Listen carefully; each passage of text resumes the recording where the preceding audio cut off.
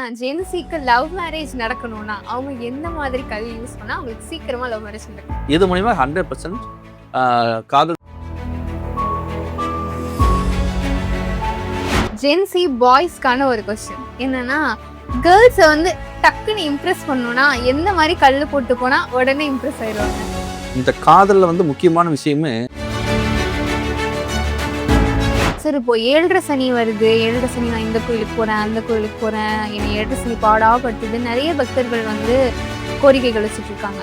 அவரோட தாக்கத்திலிருந்து விடுபட்டு வான கொஞ்சம் மூச்சு விடுறதுக்கு ஏதாவது கல் இருக்குங்களா? இந்த சனி பகவான் ப்ளஸ் மைனஸ் என்னன்னு சொல்லி கேட்டோம். நான் நல்லது செஞ்சா அது நல்ல விதமாக மாற்றிடுவார். நாம் இது கெட்டது விளையாட்டுத்தனமாக செஞ்சாலும்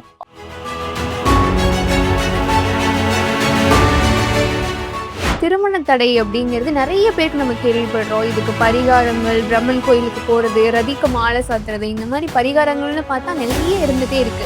இந்த திருமண தடையில எனக்கு சீக்கிரமா கல்யாணம் ஆகும் அப்படின்னு நினைக்கிறவங்களுக்கு எந்த கல் போட்டா உடனே கல்யாணம் ஆகும்? ஒவ்வொருத்தருக்கும் அவங்கவுங்க மனசுக்கு பிடிச்ச மாதிரி ஒரு சாமிகள் இருப்பாங்க. அவங்க கூட ரீகனெக்ட், அந்த சாமி சோல் கூட கனெக்ட் பண்றதுக்கு ஏதாவது ஒரு கல் இருக்கா? அந்த கல் போட்டா சாமி கூட நம்ம நேரடியா பேசணும், அந்த மாதிரி. இந்த நவரத்ன கற்கள் எப்படிப்பட்டது?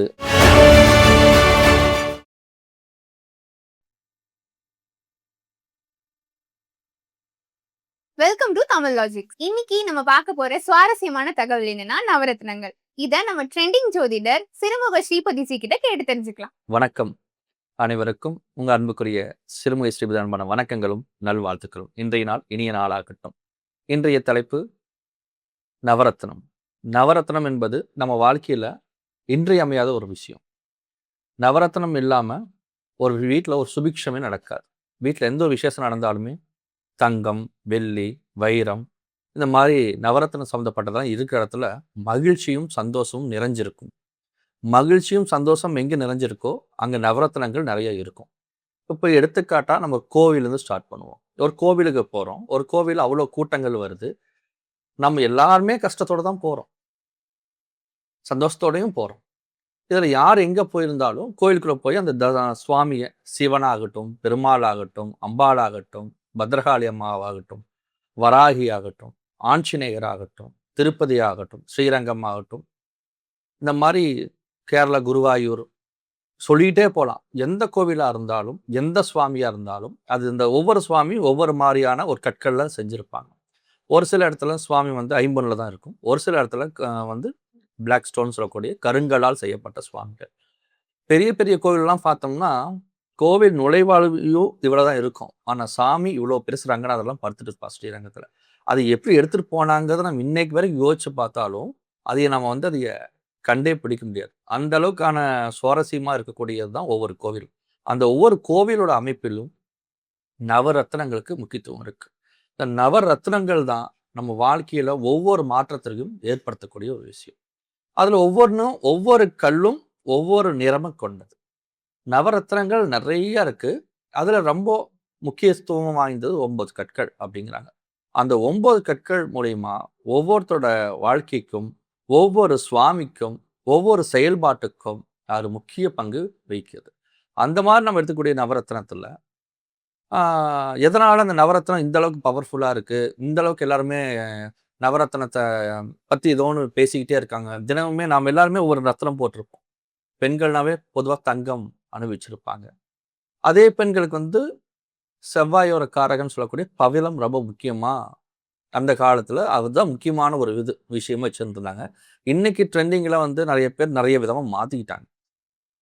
மாங்கிலி கயிறோட சில பேர் இருக்காங்க. அதுவே தங்கத்தில் மாற்றி இருக்கவங்க நிறைய பேர் இருக்காங்க. அந்த மாதிரி இருக்கக்கூடியதில் முக்கியமாக சொல்லக்கூடிய நவரத்னங்கள் 9ன்னு சொல்கிறாங்க.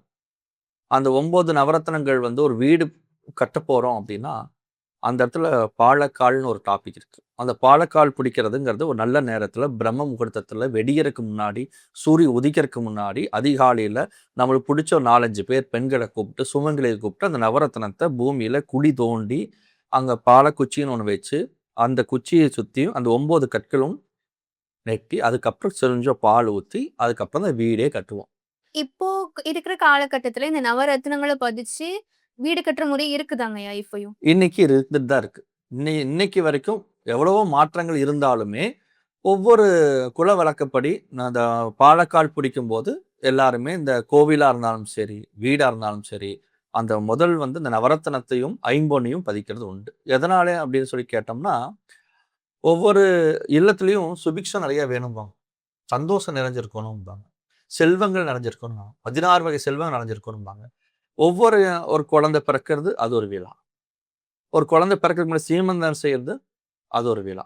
புகுந்த வீட்ல செய்யறது ஒண்ணு, பிறந்த வீட்ல செய்யறது ஒண்ணு. ஒவ்வொரு சீருமே நம்மளோட அன்றாட வாழ்க்கையில தமிழ்நாட்டு மக்கள பொறுத்தளவுக்கு மாற்றங்கள் மாறி, மாறி இருக்கும். பிறந்த வீட்ல ஒரு சீர் நடக்கும். புகுந்த வீட்ல ஒரு சீர் நடக்கும். பேர் வைக்கிறது ஒரு வீடா இருக்கும். வளகாப்பு பண்றது ஒரு வீடா இருக்கும். இந்த வீட்ல இருந்து வளகாப்பு பண்ணி, அந்த வீட்ல போய் குழந்தை பிறந்து, அந்த வீட்ல குழந்தைக்கு பேர் வைப்பாங்க. பேர் வைக்கும்போதும் கூட அந்த நகைகள தங்கத்துல எடுத்து தேன்ல தொட்டு தான் அந்த குழந்தைக்கு முதல் முதலா நாக்குல வைப்பாங்க. கையிலயோ, வேற எதுவும்லயோ வைக்க மாட்டாங்க. தங்க மோதிரத்த எடுத்து அவங்க தாய் மாமாவோ, அவங்க பாட்டியோ, அவங்க அவங்களுக்கு யார் ரொம்ப பிடிச்சவங்களோ, யார் கைராசியோ அவங்க அப்படி தொட்டு அவங்க தான் முதல் முதல்ல அது வைப்பாங்க. ஸோ அங்க இந்த குழந்தை பிறந்து 16வது நாள்லயே அந்த நவரத்தினம் ஒரு அங்கத்த அந்த குழந்தையோட தொடர்புல இருக்கு. அது தேனோட சேர்ந்து வச்சிருந்தோம்னா, தேனும் எப்பவுமே கெடாத ஒரு பொருட்கள் தேன். குறைவே இல்லையே இல்லாத ஒரு தங்கத்திலே குறைவில்லைன்னு சொல்லக்கூடிய தங்கம் அதுக்கு ஈக்குவலானது. தங்கமும் தேனும் ஒரே கலர்ல தான் இருக்கும். அப்படிப்பட்டதுல தான் முதல்ல இருந்து நாக்குல வச்சோன்னா, அந்த குழந்தை தூங்கிட்டே இருந்தாலுமே, அது அப்படின்னு சொல்லிட்டு அந்த லைட்டா அழுவும் இல்ல அசைக்கும். அதுக்கப்புறம் தான் அந்த குழந்தையோட பேர வந்து காதுல சொல்லுவாங்க. சொல்லி முடிச்சோன்னா, அந்த குழந்தையோட பாட்டி வந்து, "தங்கமே, வைரமே, முத்தே" அப்படின்னு சொல்லிட்டு தான் அந்த குழந்தை அந்த குழந்தைக்கு ஒரு பேர் கிருஷ்ணான்னு வைக்கிறான்னா, கிருஷ்ணான்னு சொல்லுவாங்க. அந்த கொஞ்சிட்டு தான் வைப்பாங்க. அந்த கொஞ்சறதே நவரத்தினத்தோட சொற்கள் தான். அதோட வேல்யூ வைரமே, தங்கமேன்னு சொல்லக்கூடிய வேல்யூ வேற செல்லமே, அம்முக்குட்டி இந்த மாதிரி நிறைய நிறைய ட்ரெண்டிங்கா இப்போ யூஸ் பண்ணிட்டுருக்காங்க. அதெல்லாம் அதில வராது. இது சொல்ல சொல்ல அது குழந்தைக்கு பவரும் ஏறும். இதெல்லாம் அந்த காலத்துல இருந்தது. இந்த காலத்துலயும் நிறைய பேர் அதை பயன்படுத்திட்டு தான் இருக்காங்க. இன்ட்ரஸ்டிங்கா தான் எல்லாருமே அது வந்து செய்றாங்க. சில விஷயங்கள் வந்து நாம் நினைச்சிட்டு இருப்போம், ஆ இயல்பா நடக்கிறதுன்ட்டு. ஆனா அப்படி இல்ல. சாஸ்திரப்படி சில விஷயங்கள் இப்படித்தான், இப்படித்தான், இப்படித்தான்னு சொல்லி பெரியவங்க வகுத்து வச்சுட்டு போயிருக்காங்க. இந்த நவரத்னங்கள், செய்யக்கூடிய நேரங்கள், காலங்கள் இதெல்லாம் எங்க அமைஞ்சிருக்குன்னா, அந்த பஞ்சாங்கத்துல இருக்கு. இந்த பஞ்சாங்கத்தை வச்சு தான் நம்மளோட எல்லா சாஸ்திரங்களுமே பின்பற்றக்கூடியது. அந்த பஞ்சாங்கங்கிறத வச்சு தான் நல்ல நாள் பார்க்குறோம், நல்ல நேரம் பார்க்குறோம், நல்ல ரத்னம் வாங்குறதுனா கூட அந்த பஞ்சாங்கம் பார்த்து தான் வாங்குறோம். இந்த மாதிரி செய்யக்கூடிய ஒவ்வொரு காரியமும் வெற்றி அடையுங்கிறது சாஸ்திரம். நவரத்னத்துல அடுத்தபடியா என்னங்கிறத கேளுங்க. அதுக்கு நான் பதில் நான் சொல்றேன். ஓகே. இப்போ நவரத்தினம்னு இருக்கு. அது என்னென்ன ரத்தினங்கள்னு சொல்ல முடியுமா? இந்த நவரத்னத்துல என்னென்ன கற்கள்னு சொல்லி கேட்டிருந்தீங்க. நவரத்னத்துலலாம் 9 கற்கள் இருக்கு. அந்த 9 கற்களும் உபரத்னங்கள்னு சொல்லிட்டு அதுல நிறைய கேட்டகரி இருக்கு. அந்த உபரத்னங்கள் வந்து டாபிக் எடுத்தோம்னா ரொம்ப இன்ட்ரெஸ்டிங்கா போயிட்டுருக்கும். ஒவ்வொரு கல்லும் ஒவ்வொரு கலர் இருக்கும். நம்ம இந்த ஒரு சில கண்ணாடி தொட்டிக்குள்ள மீன்கள் பார்த்தா எவ்வளோ ஹேப்பியா இருக்கும். அந்த மாரி நவரத்னங்கள் பார்த்தாலும் அந்த ஹேப்பியா இருக்கும். நவரத்ன கற்கள்ல 9 வகையானது முக்கியமான கற்கள். அந்த 9ம் என்னென்ன கற்கள்னு சொல்லப் போறோம். அதுலயும் உபரத்னங்கள் நிறைய இருக்குது. உபரத்னங்கள் ரொம்ப டேஸ்டான ஒரு சப்ஜெக்ட். ஏகப்பட்ட கற்கள் இருக்கு. 300க்கும் மேற்பட்ட கற்கள் இருக்கு. ஒவ்வொரு கற்களும் ஒவ்வொரு வித்தியாசத்தையும், அந்த ஒவ்வொரு வித்தியாசமும் ஒவ்வொரு சக்சஸுக்கும் காரணமா இருக்கும். இருந்தாலும் இது ராஜ கற்கள்னு சொல்லக்கூடிய 9ம் இந்த 9 12 கட்டங்கள் இருக்கு ஜாதகத்துல. அந்த 12 கட்டங்கள்ல எந்தெந்த கட்டங்களுக்கு எந்தெந்த கற்கள் அப்படிங்கிறத சொல்றோம். ஆனா இது வந்து சொல்றதான தவிர்த்து மத்தவங்க எல்லாரும் இதுதான் நம்ம கல்லுன்னு சொல்லி நீ முடிவு பண்ணிக்க கூடாது. ராசிங்கிறது வேற, ராசி கற்கள்ங்கிறது வேற, அதிர்ஷ்ட கற்கள்ங்கிறது வேற. பொதுவாவே ஒரு மேச ராசி எடுத்துக்கோங்களேன். மேச ராசின்னு எடுத்துட்டீங்கன்னா செவ்வாய் காரகன். செவ்வாய் காரகன் அப்படின்னு எடுத்துக்கிட்டோம்னா அது வந்து பவிழம் அப்படின்னு சொல்றது. இந்த செவ்வாய்க்கு மட்டும்தான் மேசத்துக்கு மட்டும்தான் இந்த பவளம் சப்போர்ட் ஆகுமான்னு கேட்டா இல்ல. அது வந்து விருச்சிகத்துக்கும் சப்போர்ட் ஆகும். அது நேருக்கு நேர் இருக்கும். மேசம், விருச்சிகம்னு இருக்கும். இப்ப அடுத்த கட்டத்துக்கு நம்ம போவோம். ஜாதகத்திலே இந்த கட்டம் ரொம்ப முக்கியங்க. 12 கட்டம் தான் நம்ம வாழ்க்கைய டோட்டலா சேஞ்ச் பண்றது. அதனால அது நல்லா ஞாபகம் வச்சுக்கோங்க. நான் சொல்லக்கூடிய கற்கள் மேச ராசினா இதுதான்னு சொல்லி நீங்க முடிவு பண்ணிறாதீங்க. அதுக்கு இன்னும் அடுத்தடுத்த எபிசோட்ல நம்ம பார்க்க போறோம். இன்னைக்கு அந்த டாபிக்கோட முக்கியமான விஷயங்கள மட்டும் பார்க்க இருக்கோம். ஒவ்வொன்னும் ரொம்ப அற்புதமா அது எப்படி வேலை செய்யறத பத்தி நம்ம பார்க்குறோம். மேசத்துக்கு அப்புறம் எடுத்துட்டா ரிஷப ராசி. ரிஷப ராசி அப்படின்னாவே ரொம்ப ரொம்ப ஒரு பவர்ஃபுல்லான ராசி. ரிஷப ராசியில் நிறைய நட்சத்திரங்கள் இருக்கு.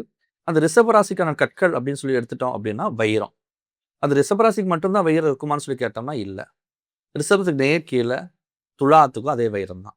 ஸோ 2 ராசிக்கு 2 விதமான கற்கள் இருக்கு. மேசத்துக்கும் விருச்சகத்துக்கும் பவளமும், ரிஷபத்துக்கும் துலாத்துக்கும் வைரமும் இருக்கு. இப்போ 3வது ஒரு ராசி என்னன்னு எடுத்துக்கிட்டோம்னா மிதுன ராசி எடுத்துக்கலாம். மிதுன ராசி அப்படின்னு எடுத்துக்கிட்டாவே 3வது ராசி.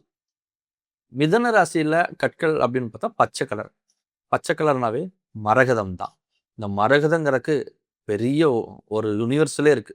நிறைய டாபிக் இருக்கு. இருந்தாலும் அதில் லைட்டாக நம்ம டச் பண்ணிட்டு வரலாம். அந்த மரகதம் மிதுன ராசிக்கும் கன்னி ராசிக்கும் சார்ந்தப்பட்டிருக்கு. அதுவும் மிதுனத்துக்கு மட்டும் கிடையாது, கன்னிக்கும் சார்ந்தப்பட்டிருக்கும். அதனால் கன்னி ராசிக்காரர் நம்ம இதுதான் நினச்சிக்க கூடாது. இப்போ மேசம், ரிஷபம், மிதுனம், இப்போ கடக ராசிக்கு வரும். கடக ராசி தான் ரொம்ப ஒரு இன்ட்ரெஸ்டிங்கான ராசி. முத்து, எல்லாரும் முத்து மாலை அணிகிறாங்கல்ல, நீங்களோட முத்து மாலை அணிஞ்சிருக்கீங்க. இந்த முத்துக்கும் கடகத்துக்கும் ரொம்ப அற்புதமான ஒரு ராசி, ஒரு ஜெய்ஜாண்டிக்கான ஒரு ராசி. ராமர் பிறந்த ஒரு ராசி. ரிஷபம் வந்து கிருஷ்ணர் பிறந்த ஒரு ராசி. ஒவ்வொரு ராசிக்கும் ஒவ்வொருத்தர் இருக்காங்க. இந்த கடக ராசி வந்து முத்துக்கு சம்மந்தப்பட்டது. கடகனாவே முத்து அப்படிங்கிறது பொதுவான ஒரு விஷயம். அப்புறம் சிம்மம், ஜெகத்தையே ஆளக்கூடியது அப்படின்னு சொன்னால் சிம்ம ராசிங்கிறது எல்லாத்துக்குமே தெரியும். ஒவ்வொருத்தருக்குமே அவ்வளோ பெரிய பேரை உருவாக்கக்கூடிய சக்தி உருவாக்கக்கூடிய ராசிகளில் ரொம்ப சிறப்புன்னு சொல்லி எல்லாரும் ஒத்துக்கூடிய ஒரு ராசி சிம்ம ராசி.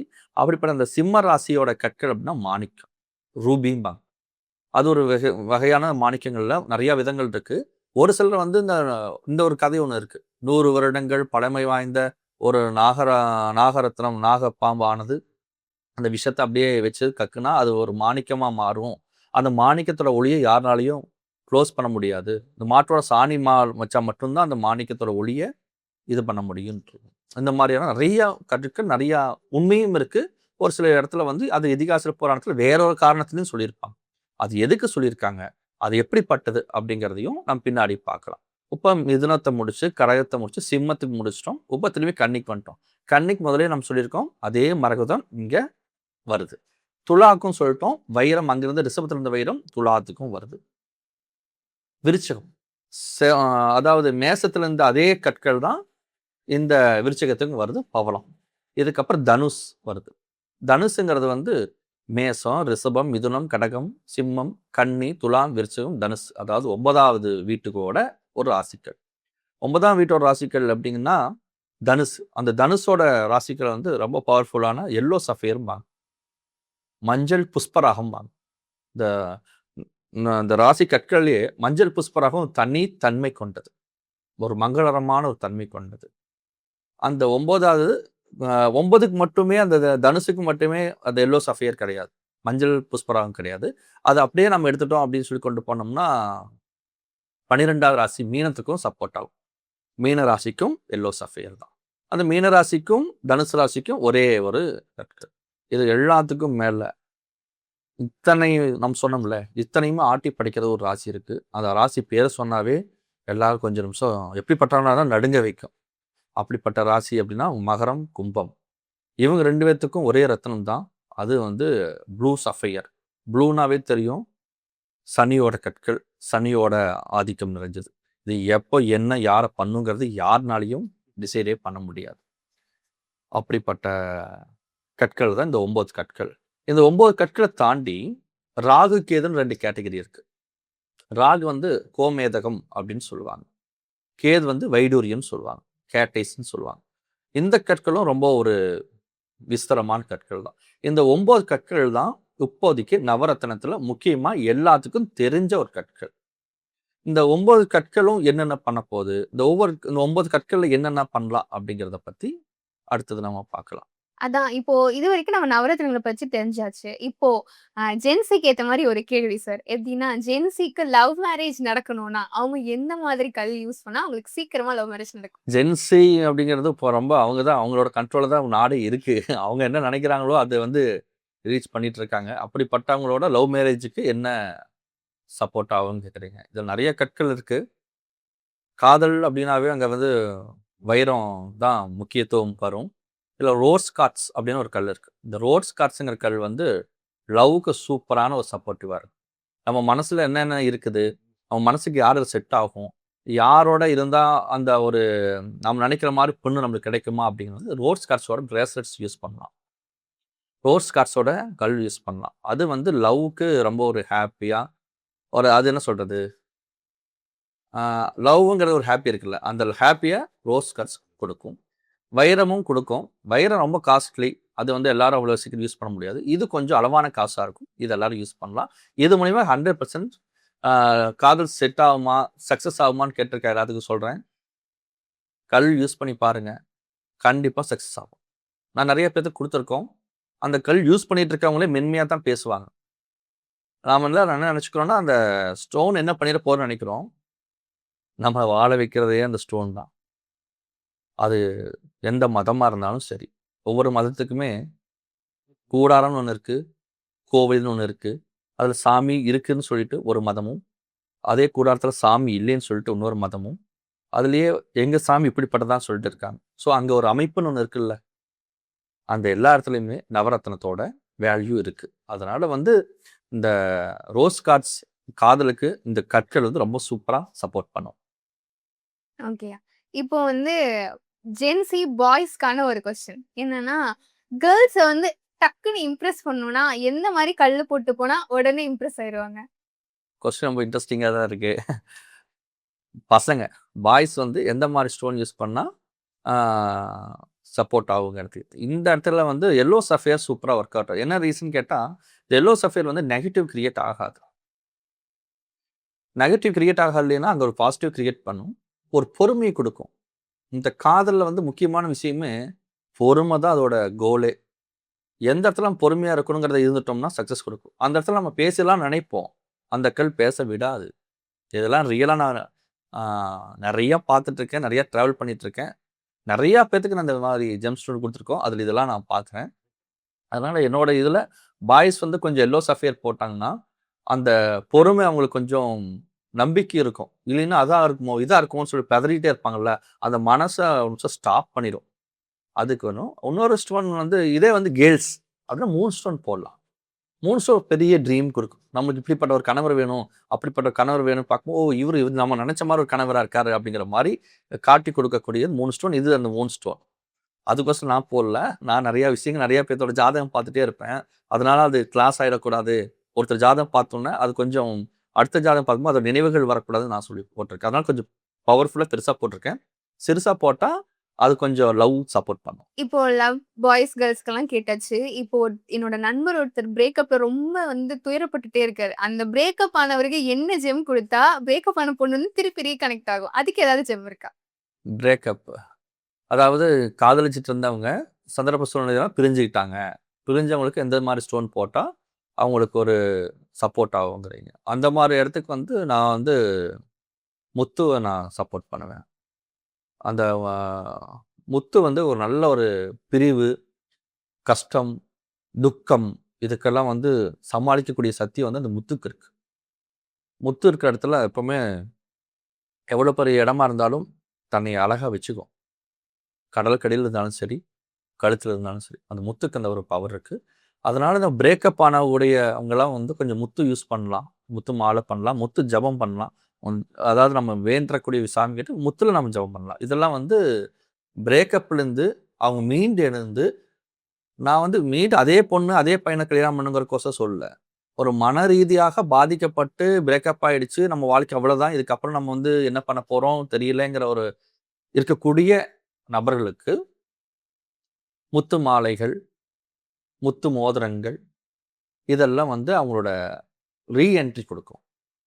அவங்க அடுத்து அவங்களோட கோல் என்னவோ அது அழகாக கொண்டு போய்விடும். சார் இப்போ 7.5 சனி வருது. 7.5 சனி நான் இந்த கோயிலுக்கு போகிறேன், அந்த கோயிலுக்கு போகிறேன், என்னை 7.5 சனி பாடாப்படுத்துது. நிறைய பக்தர்கள் வந்து கோரிக்கைகள் வச்சுட்டு இருக்காங்க. அவரோட தாக்கத்திலிருந்து விடுபட்டு செவான்னு கொஞ்சம் மூச்சு விடுறதுக்கு ஏதாவது கல் இருக்குங்களா? இருக்கு. ஆக்சுவலி 7.5 சனி அப்படிங்கிறது வந்து எல்லாத்தோட வாழ்க்கையிலுமே அந்த 7.5 சனி வரும். அது வந்து உயர்வு, தாழ்வு அந்த மாதிரியெல்லாம் இல்லை. 7.5 சனி ரொம்ப இன்ட்ரெஸ்டிங்கான ஒரு சப்ஜெக்ட் தான். நம்ம வாழ்க்கையை மாற்றம் இல்லை. நீங்கள் ஜெயிச்சிட்டே இருக்கீங்க, நீங்கள் தோத்துட்டே இருக்கீங்க, உங்களுக்கு ஒரு வாய்ப்பு கடவுள் கொடுக்க வேண்டாமா? அதுக்கு தான் இந்த பரிமாற்றத்துக்கு தான் வந்து 7.5 சனின்னு ஒரு கேட்டகரி உள்ளே வரார்.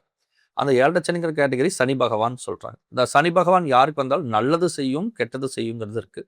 இந்த சனி பகவான் ப்ளஸ் மைனஸ் என்னன்னு சொல்லி கேட்டோம், நான் நல்லது செஞ்சால் அது நல்ல விதமாக மாற்றிடுவார். நான் மீது கெட்டது விளையாட்டுத்தனமா செஞ்சாலும் அது அந்த மாதிரி மாத்திடுவார். சனி பகவானுக்கு அந்த ஒரு இது இருக்கு. நம்ம எதை செய்யறோமோ அதை ரெட்டிப்பாக்கிடும். நீ நல்லது செஞ்சீங்கன்னா உங்க லைஃப் சூப்பரா கொண்டு போயிடும். நாம கொஞ்சம் வேற ஏதோ ஒன்று நம்ம சின்ன சின்ன விஷயங்கள் தான் இருக்கும். இது தப்புல நினைச்சிட்டு இருப்போம். நம்ம ஃப்ரெண்டு தானே ஒரு ரூ. 100 வச்சுக்கலாம். இந்த ரூ. 400 தான் ஆச்சு செலவு அப்படின்னு சொல்லி போட்டு ரூ. 500 கொடுத்தா ரூ. 500 செலவாகி போச்சுன்னு சொல்லி நம்ம வச்சுக்கிட்டோம் அப்படின்னா அது என்ன ஆகும்னு கேட்டால் நம்மளுக்குள்ள எதுவும் கிடையாது. அது ஒரு நெகட்டிவாக கிரியேட் பண்ணிடும்.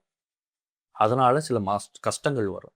இவங்களுக்கெல்லாம் வந்து 7 சனியில் இருக்கவங்களுக்கு வந்து அவங்களோட ஜாதகத்தை பார்த்து தான் போடணும். ஆனால் இது 7 சனி இந்த மாதிரி டைமிங்கெல்லாம் வந்து ப்ளூ சஃபேர் சூப்பராக ஒர்க் ஆகும். நல்லா ஒர்க் பண்ணலாம்.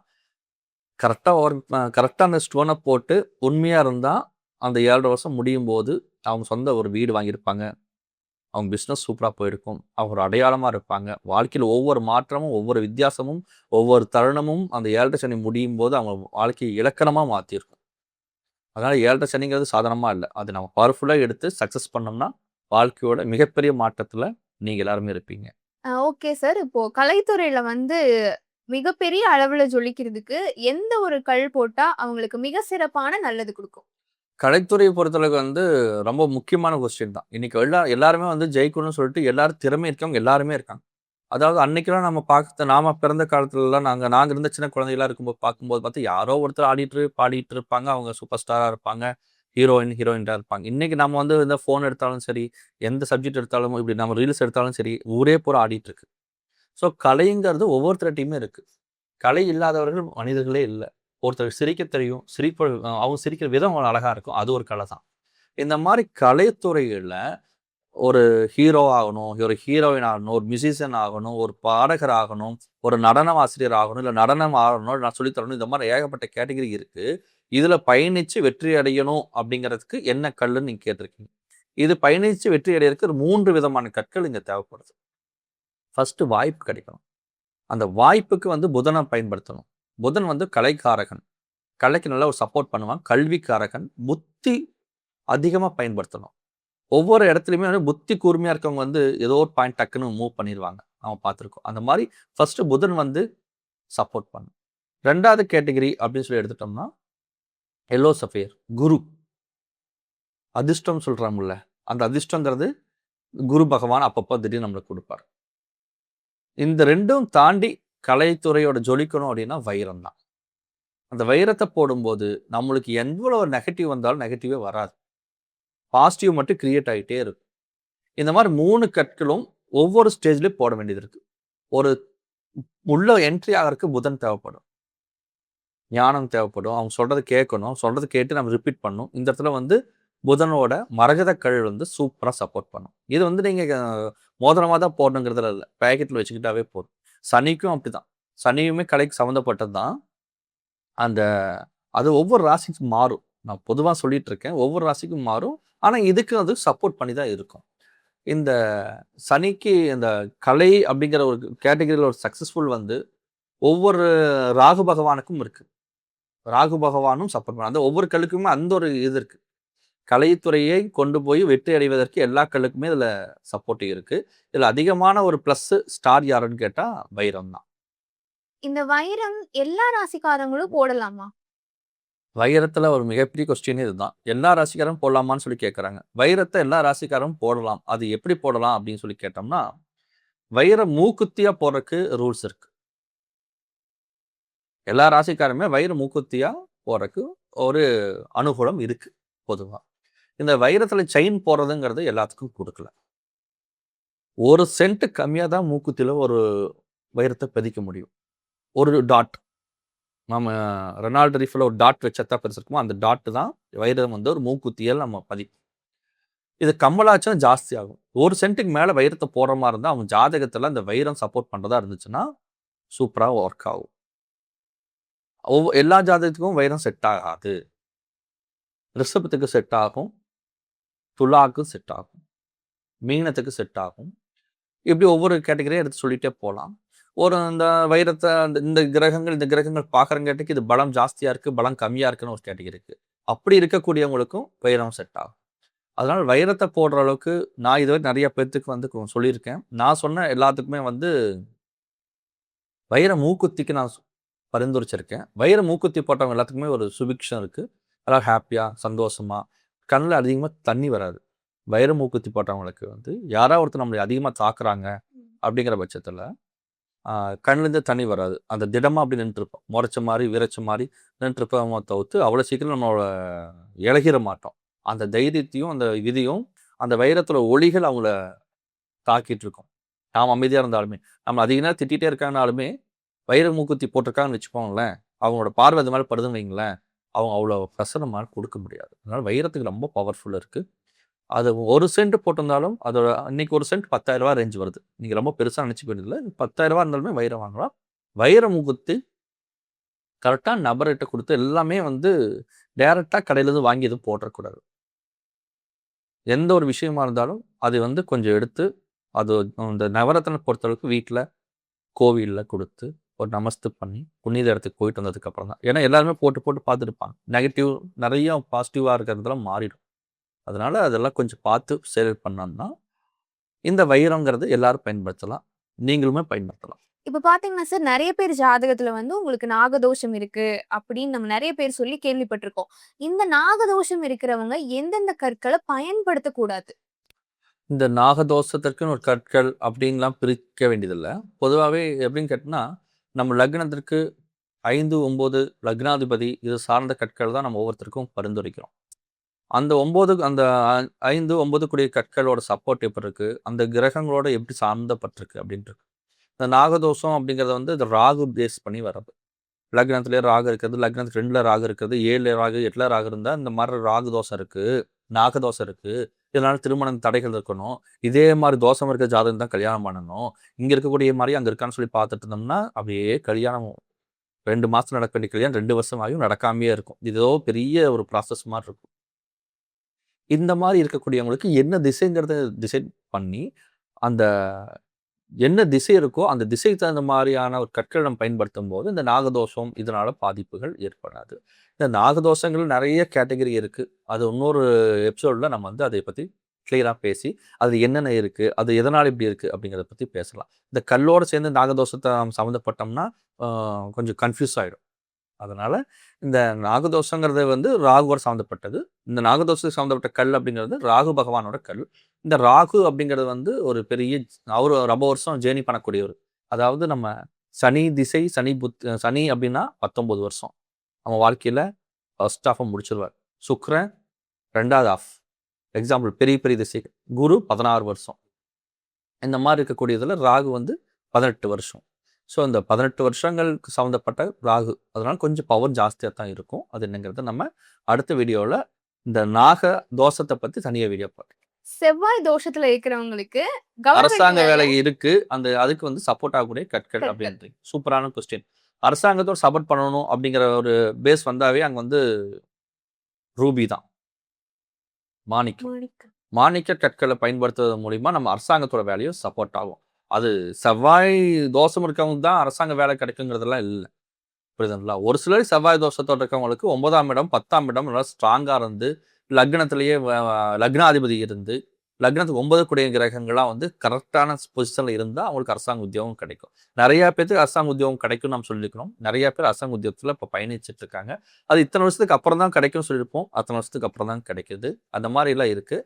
அதனால் அதுக்கு வந்து பயன்படுத்தக்கூடிய கற்கள் அப்படின்னு சொல்லி பார்த்தோம்னா ரூபியை சொல்லலாம். அந்த ரூபி கற்கள்ங்கிறது வந்து ரோஸ் மாதிரியும் தெரியும், ரெட் மாதிரி இருக்கும், ஆனால் ரெட் கலராக தான் இருக்கும். ரொம்ப நல்ல ஒரு பாசிட்டிவான வைப்ரேஷனான ஒரு கல், சூரியனை போல ஸ்ட்ரென்த் இருக்கக்கூடிய கல், நல்ல கல். அந்த கல் வந்து கண்டிப்பாக ஒரு பெரிய மாற்றத்தை ஏற்படுத்தும். அரசாங்க உத்தியோகத்திற்கு இது வந்து பெரிதும் உதவியாக இருக்கும். சார், இப்ப நெறைய பேருக்கு பாத்தீங்கன்னா, திருமண தடை அப்படிங்கிறது நெறைய பேருக்கு நம்ம கேள்விப்படுறோம். இதுக்கு பரிகாரங்கள், பிரம்மன் கோயிலுக்கு போறது, ரதிக்கு மாலை சாத்துறது, இந்த மாரி பரிகாரங்கள்னு பார்த்தா நெறைய இருந்துட்டே இருக்கு. இந்த திருமண தடையில எனக்கு சீக்கிரமா கல்யாணம் ஆகணும் அப்படின்னு நெனைக்கிறவங்களுக்கு எந்த கல்லு போட்டா உடனே கல்யாணம் ஆயிரும்? ரொம்ப இன்ட்ரெஸ்டிங்கான கொஸ்டின். இருக்கிறதுலையே தமிழ்நாட்டில் இந்த கொஸ்டினுக்கு இந்த ஆன்சர் தான் எல்லாம் எதிர்பார்த்துட்டு இருக்கீங்க. திருமண தடை எப்படி நீக்குவது, திருமண தடையில் எந்த கல் போட்டால் கல்யாணம் பண்ண முடியும் அப்படின்னு சொல்லி கேட்டிருக்கீங்க. அந்த திருமண தடை முதல்ல எதனால் ஏற்பட்டிருக்குங்கிறத நம்ம அந்த ஜாதகத்தில் பார்க்கணும். அது ஒவ்வொரு ஜாதகத்துலேயும் ஒவ்வொரு மாதிரி மாற்றங்கள் இருக்கும். இது சில கிரகங்களோடு சேர்ந்து இருக்கும், அதனால் திருமண தடை இருக்கும். ஒரு சில கிரகங்கள் தனித்து இருக்கும், அதனால் இந்த திருமண தடை ஏற்பட்டிருக்கும். ஒரு சில கிரகங்கள் பார்த்துருக்கும், அதனால திருமண தடை ஏற்பட்டிருக்கும். அதனால இந்த திருமண தடை என்னன்னு கேட்டா, ஒருத்தருக்கு வந்து 21 வயசுல கல்யாணம் ஆகிற மாதிரி யோகம் இருக்கு. ஒருத்தருக்கு 23 வயசுல கல்யாணம் ஆகிற மாதிரி யோகம் இருக்கும். ஒருத்தருக்கு 28 வயசுல கல்யாணம் ஆகிற மாதிரி இருக்கும். 33 வயசு, 37 வயசு, 40, 41 இந்த மாதிரி திருமண தடைங்கிறது காலதாமதமான ஒரு கல்யாணம் தான். திருமண தடைனா கல்யாணமே ஆகாம இருக்கிறது இல்ல. அது பிரம்மச்சாரி ஜாதகம். அது ஒரு வகையான ஜாதகங்கள் இருக்குது. அது பிரம்மச்சாரிங்கிறது ஒரு குறிப்பிட்ட ஜோதிடர் பார்த்தோன்னே தெரிஞ்சுக்குவாங்க. அவங்க சும்மா பார்த்துட்டே இருப்பாங்க. அவங்களுக்கு கல்யாணம் பண்ண இன்ட்ரெஸ்ட்டே இருக்காது. அது நம்ம நெறைய பேத்த பார்த்துருக்கோம். நெறைய மக்கள பார்த்துருக்கோம். அந்த பிரம்மச்சாரி ஆகக்கூடியவங்கள எல்லாம் பார்த்துருப்பீங்க. சின்ன வயசுலயே அந்த காவி வேஷ்டி கட்டிக்குவாங்க. சாமி கூடயே இருக்கணும்னு ஆசைப்படுவாங்க. கல்யாணத்த பத்தி ஈடுபாடே இருக்காது. பெண்கள்லயும் இருக்காங்க. அவங்க எல்லாரும் தான் இந்த மாரி சாதுக்களா போடுறது. அந்த சாதுக்களோட அவங்களுக்கு உதவியா இருக்கிறது. இந்த மாரி ஆசிரம வாழ்க்கையெல்லாம் மேற்கொள்றது. நம்ம பூர்வீகத்துல இருந்த நம்ம பெரியோர்கள் சொல்லக்கூடிய ஒவ்வொரு முனிவர்கள், யோகிகள் இவங்க எல்லாருமே இந்த மாரி தான் இருந்தாங்க. இந்த துறவிகள் இதெல்லாம் எதுக்கு நம்ம சொல்றோம்னா, ஜாதக ரீதியா கல்யாண தடை இருக்கக்கூடியவங்களுக்கு ஒவ்வொருவருக்கும் ஒவ்வொரு மாரியான மாற்றங்கள் வரும். இந்த ஜாதக ரீதியா இருக்கக்கூடிய திருமண தடையை நீங்குவதற்கு என்னென்ன பண்ணலாம்னு சொல்லியிருக்கு. அது ஏகப்பட்ட டாபிக் இருக்கு. ஏகப்பட்ட கோவில்கள் இருக்கு. ஒவ்வொரு கோவிலும் ஒவ்வொரு மாரியான விஷயங்கள் தான். இதுல வந்து திருமண தடைக்கு ஒரு சூப்பர் ஸ்டோன் அப்படின்னு சொல்லி கேட்டோம்னா, எல்லோ சஃபையர் தான். எந்த சூழ்நிலையா இருந்தா திருமண யோகத்த நான் குடுத்த எல்லாத்துக்குமே இதுவரை கல்யாணம் ஆயிருக்கு. எனக்கு பெரிய கூட்டமே இருக்கு. இந்த எல்லோ சஃபையருக்கு. நான் நெறைய பேத்துக்கு இந்த எல்லோ சஃபையர் தான் பரிந்துரைப்பேன். அவங்க எல்லாருமே நல்ல வெற்றி அடைஞ்சிருக்காங்க. நல்ல ஒரு சக்சஸ் கிடைச்சிருக்கு. அதனால எல்லோ சஃபையர பயன்படுத்தலாம். அது எத்தனை கேரட்ன்னு இருக்குது. அது ஒவ்வொரு ஜாதகத்துக்கும் ஒவ்வொருத்துக்கு தகுந்த மாரி இருக்கு. அது கொஞ்சம் பார்த்து எதை செஞ்சாலும் ஒரு கன்சல்டிங் ஜோதிடர்கிட்ட ஆலோசனை பண்ணி தான் செய்யணும். நாம் டைரக்ட்டா கடையில வாங்கி மாட்டிக்கிட்டாவெல்லாம் வேலை செய்யாது. அதே கல்லு தான்பீங்க. அதே கல்லு தான். அங்க வந்து அலங்காரத்துக்கோசரம் இருக்குது. ஆனா நீங்க ஏதோ ஒரு ஜோதிடர்ட்ட சொன்னீங்கன்னா, அவங்க உடனே எடுத்து குடுக்க மாட்டாங்க. செஞ்சு தான் குடுக்கணும்பாங்க. அது உங்க ராசி, நட்சத்திரம்லாம் பார்த்து, அந்த ஆசாரியர்ட்ட எடுத்து குடுத்து, அவரு அந்த மாரி நாளெல்லாம் பார்த்து, அதுக்கப்புறம் நல்ல நாள் பார்த்து உங்ககிட்ட குடுப்பாங்க. அப்படின்னா ஒரு உருவாகும்போதே உங்களுக்குன்னு உருவாகும். உங்களுக்குன்னு உருவாகுறது என்னைக்குமே அது உங்களுக்கு நல்லது தான் பண்ணும். அந்த மாரி தான். இந்த மாரி ராசி கற்கள்ல ரொம்ப ரொம்ப சுவாரஸ்யமான ஒரு கற்கள் வந்து இந்த திருமண தடைக்கு நம்ம பரிந்துரைக்கிறது வந்து எல்லோ சஃபையர். இதே ஒரு சிலருக்கு வந்து ப்ளூ சஃபைரும் சப்போர்ட் ஆகுது. இதுக்கு எல்லா கல்லுமே சப்போர்ட் ஆகும். அந்தந்த ஜாதகத்த பொறுத்தளவுக்கு. பொதுவா நான் சொன்னது வந்து இந்த எல்லோ சஃபையர். சார் அடுத்ததா பார்த்தீங்கன்னா சார், இப்போ எனக்கு வந்து பர்ட்டிகுலரா முருகன ரொம்ப பிடிக்கும். எங்க வீட்ல வந்து பெருமாள கும்பிடுவாங்க. இந்த மாதிரி ஒவ்வொருத்தருக்கும் அவங்கவங்க மனசுக்கு பிடிச்ச மாதிரி ஒரு சாமிகள் இருப்பாங்க. அவங்க கூட ரீகனெக்ட் அந்த சாமி சோல் கூட கனெக்ட் பண்றதுக்கு ஏதாவது ஒரு கல் இருக்கா? அந்த கல்லு போட்டா சாமி கூட நம்ம நேரடியா பேசணும். அந்த மாரி. ரொம்ப இன்ட்ரஸ்டிங்கான கொஸ்டின் இது. ஆக்சுவலி வந்து எல்லாத்துக்கும் ஒவ்வொரு ஒவ்வொருத்தர் பிடிக்கும். எனக்கு பெருமாள பிடிக்கும். உங்களுக்கு முருகர பிடிக்கும். இந்த மாரி ஒவ்வொருத்தருக்கும் ஒவ்வொரு சாமி பிடிக்கும். அந்த ஒவ்வொரு சாமியும் நம்ம எப்படி அட்டாச் பண்றது? அதுக்கு ஏதோ கல் இருக்கான்னு கேட்டுருக்கீங்க. கல்லுங்கிறதும் இருக்கு. அது இப்போ எக்ஸாம்பிள் சொல்லிக்கிறப்போ வந்து ரீசென்ட்டா முருகர்ன்ட்டீங்க. அதுக்கு செவ்வாய் காரகன்னு சொல்லிட்டீங்க. அது கூட பேஸ் பண்ணது எதுன்னு சொல்லி கேட்டோம்னா, அந்த கருங்காலி மாலை தான். இந்த ஷார்ட் டைம்ல அதிகமான ஒரு மாடு இந்த உலகத்துல வித்திருக்கு அப்படின்னா, அது கருங்காலி மாடு தான். கல்யாண மாலைய விட கருங்காலி மாலை தான் அதிகமா ஆமா. வித்திருக்கும். கல்யாணம் ஆச்சோ இல்லையோ, கருங்காலி மாலை போடாத ஆள் இந்த தமிழ்நாட்டுல இல்ல. வீட்டுக்கு ஒருத்தராச்சும் வாங்கியிருப்பாங்க, பார்த்துருப்பாங்க. அது என்னதான் இருக்குன்னு சொல்லிட்டு யூஸ் பண்ணியிருப்பாங்க. அந்த கருங்காலி மாலை வந்து எல்லாத்துக்குமே கரெக்ட்டா சப்போர்ட் ஆகுமான்னு கேட்டோம்னா, அங்க தான் ஒரு சின்ன இருக்கு. செவ்வாய் சம்மந்தப்பட்டு அவங்க ஜாதகத்துக்கு சம்மந்தப்பட்டு சக்சஸ்ஃபுல்லா இருந்துச்சுன்னா, அவங்க கருங்காலி மாலைய போடலாம். எல்லாரும் சும்மா போட்டுட்டு இருந்தா அது நெகட்டிவ் எனர்ஜியா மாறிடும். நல்லா இருக்க குடும்பம் கூட பிரிஞ்சு போயிரும். சந்தோஷம் அகற்றிடும். எல்லாருமே இந்த பாசிட்டிவ் தான், பாசிட்டிவ் தான், பாசிட்டிவ் தான்ங்கிறாங்க. பாசிட்டிவ்ங்கிறது வந்து நமக்கு 2 மாலை தான் குடுத்துருக்காங்க. நம்மளோட சாஸ்திர சம்பிரதாயப்படி 2 மாலை எப்பவுமே பாசிட்டிவ். ஃபர்ஸ்ட் வந்து துளசி மாலை.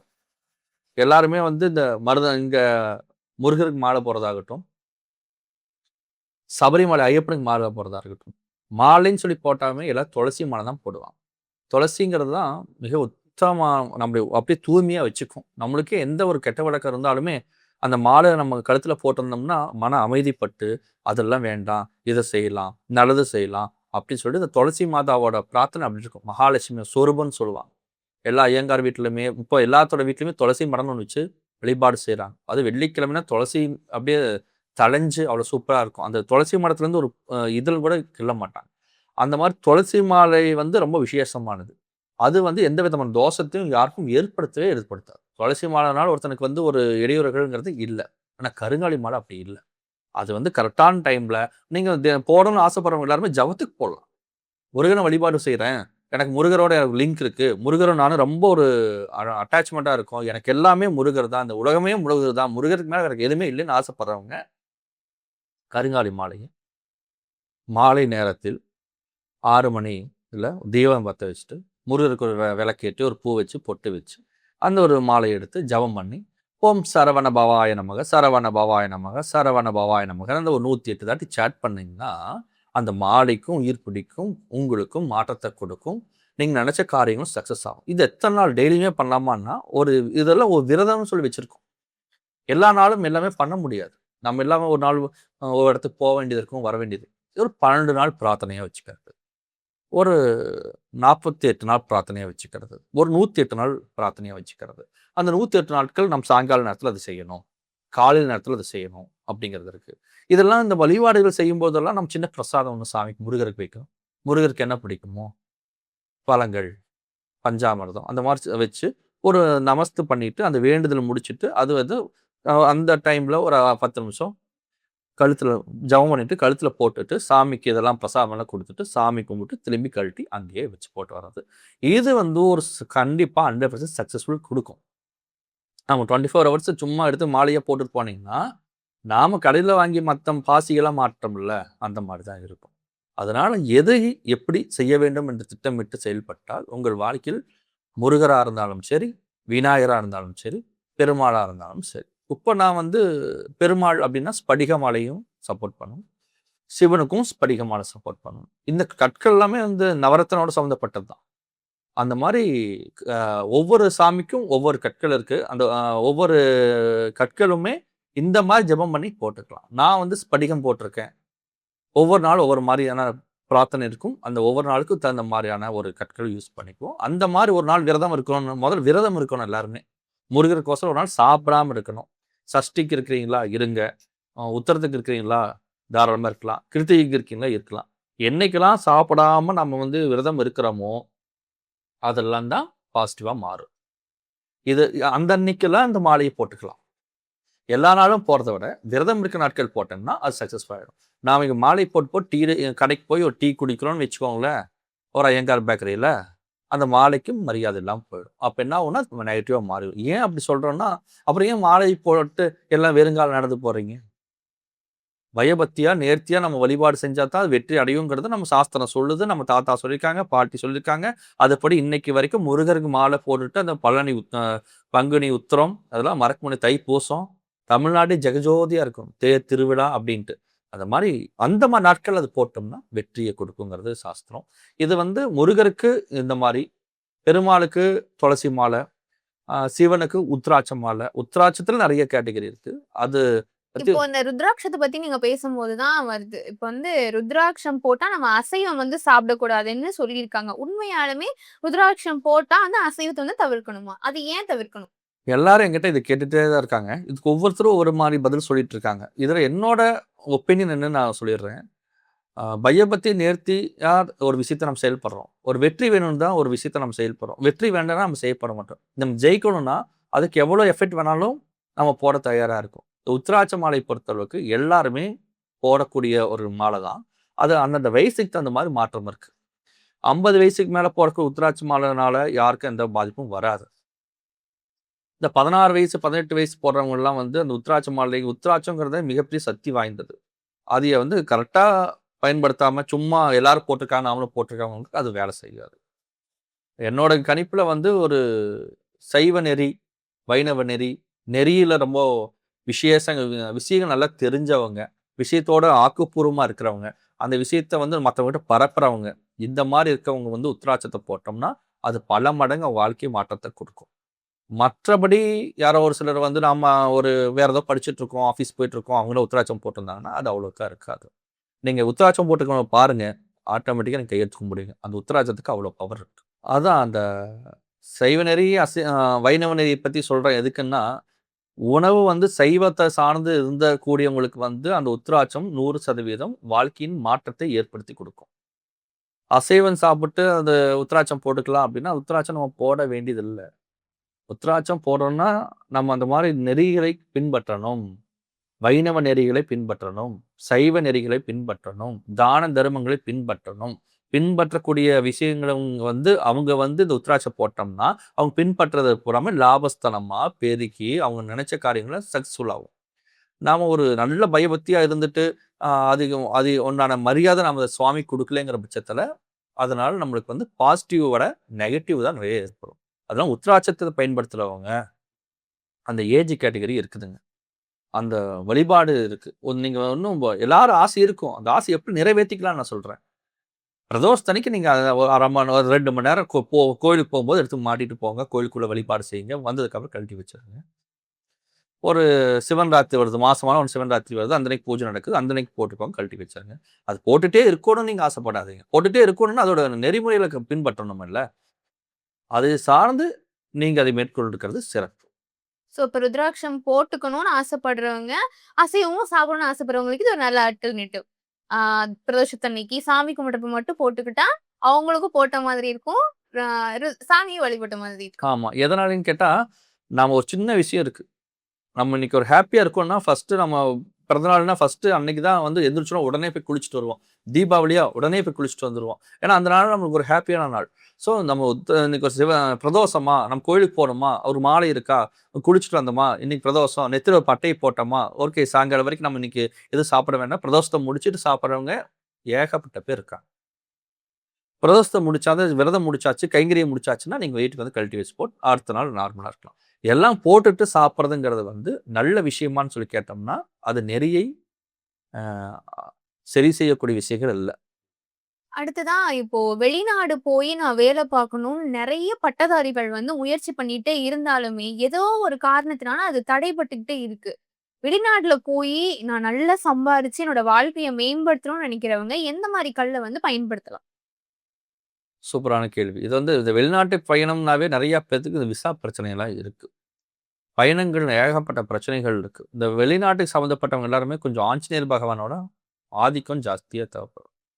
அதுக்கு வந்து இந்த லக்னத்துக்கு 11ஆம் இடம் தான் முக்கியமான ஸ்தலம். 11ஆம் இடம் வந்து லாபஸ்தானமா இருந்தா வெளிநாடு போவாங்க யோகம் இருக்கு. நெறைய பேத்த நான் பார்த்துருக்கேன். நெறைய பேர் போயிருக்காங்க. நெறைய பேர் போவாங்கன்னு சொல்லியிருக்கேன். அவங்கலாம் டிக்கெட் வந்தாச்சு, போக போறாங்க. இந்த மாரி இந்த வெளிநாட்டு பயணத்துக்கு வந்து ஒரு லாபஸ்தானமும் அப்படிங்கிறது வந்து சனி கொஞ்சம் சப்போர்ட் பண்ணும். ராகு ராகு பகவானும் சப்போர்ட் பண்ணுவாங்க. இந்த மாரி கற்கள் வந்து ராகுன்னா கோமேதகம். இந்த கல் யூஸ் பண்ணும்போதும் வெளிநாட்டுக்கு போகலாம். ஆனா இது கொஞ்சம் ஜாதக ரீதியா செக் பண்ணி தான் நம்ம போடணும். நாம சொன்னோமேன்னு சொல்லிட்டு போடக்கூடாது. நான் பொதுவா சொல்லியிருக்கேன். இன்னும் நெறைய கற்கள் இருக்கு. அதுல ஒவ்வொரு கற்களுக்கும் ஒரு ப்ளஸ் இருக்கு. அது என்னங்கிறத சொல்றேன். பொதுவா 11ஆம் இடம் லாபஸ்தானமா இருந்து, அதுக்கு சம்மந்தப்பட்டு சனியோ, ராகுவோ இருந்தாங்கன்னா, ராகு கோமேதகம் போட்டாலும் சரி, ப்ளூ சஃபயர் போட்டாலும் சரி, வைரம் போட்டாலும் வெளிநாடு போலாம். இதெல்லாமே அந்த சப்போர்ட் பண்ணக்கூடிய கல். இப்போ உங்க கையிலேயே பார்த்தீங்கன்னா, ஒவ்வொரு கற்கள் அ ரெட் கலரு, ப்ளூ கலருன்னு நெறைய கற்கள் வச்சிருக்கீங்க. கையில காப்பு போட்டிருக்கீங்க. இதுக்கெல்லாம் என்ன அர்த்தம்? எதற்காக இதெல்லாம் போட்டிருக்கீங்க? ஆக்சுவலி நான் கொஞ்சம் ஆன்மீகத்தை அதிகமா நம்பக்கூடியவன். ஆன்மீகத்து மூலியமா எதையுமே சாதிக்க முடியும்னு நம்பக்கூடியவன். அது மாரி நெறைய பேர் சாதிச்சிருக்கோம். நெறைய கோயில் கைங்கரியம் பண்ணிட்டுருக்கோம். இது வந்து 7 சக்ரா மாலை. இது 7 சக்ரால ஒவ்வொரு கல்லும் ஒவ்வொரு சம்மந்தப்பட்டிருக்கு. அது என்னென்னங்கிறத அப்புறம் நான் சொல்றேன். இது போக இது வந்து ரூபி சம்மந்தப்பட்டது. சூரியனுக்கோசரம். இது வந்து தங்கம். பெருமாளுக்கோசரம் சம்மந்தப்பட்டது. இது வந்து மூன் ஸ்டோன். இது பார்க்க நிலாவாட்ட இருக்கும். இதில ஒளி பட்டா சூரியனா மாறிரும். இன்னொரு நாள் அது விளக்கத்த கொடுக்குறோம். இது எல்லோ சஃபயர். எந்த சூழ்நிலையா இருந்தாலும், எப்படிப்பட்ட இடமா இருந்தாலும், அது தனக்கு சாதகமாகவும், தன்னை அடுத்த கட்டத்துக்கு கொண்டு போக வழிபடுத்தக்கூடிய கற்கள். இந்த ஒவ்வொரு கற்களும் ஒவ்வொரு விஷயத்தையும் அனுகூலத்த கொடுக்கும். தங்கங்கிறது நம்ம வாழ்க்கையில எல்லாருமே அத பயன்படுத்தணும். வெள்ளிங்கிறத பயன்படுத்தணும். இது மட்டும் கரெக்ட்டா பயன்படுத்தினாவே, நெறைய இடத்துல நமக்கு வெற்றி கொடுக்கும். இதுவரைக்கும் நவரத்னங்கள பத்தி நம்ம ஸ்ரீபதி ஜோதிடர் கிட்ட நம்ம கேட்டு தெரிஞ்சுக்கிட்டோம். என்றும் அன்புக்குரிய ஸ்ரீபதி அன்பான வணக்கங்களும், நல்வாழ்த்துக்களும். மீண்டும் நல்ல சந்தர்ப்பத்துல உங்களை சந்திக்கின்றேன். இந்த மாதிரி இன்ட்ரஸ்டிங்கான ஃபேக்ட்ஸ பார்க்கறதுக்கு நம்ம தமிழ் லாஜிக்ஸ் சேனல சப்ஸ்கிரைப் அண்ட் ஃபாலோ பண்ணிக்கோங்க. விடைபெறுகிறேன். நன்றி, வணக்கம்.